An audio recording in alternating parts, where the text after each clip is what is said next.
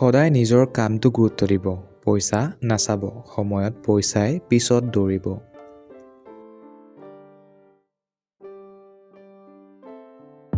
যাৰ পৰা একো শিকিবলগীয়া নাথাকে তেওঁক ছাৰ বুলি নামাতিবা।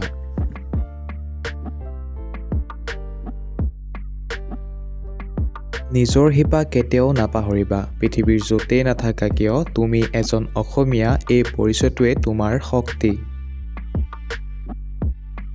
মানুহক দোষ দি ঈশ্বৰক পূজা কৰি লাভ নাই। দুখীয়াজনৰ মুখত হাঁহি বিৰিঙাব পাৰিলেই ঈশ্বৰক সেৱা কৰা হয়।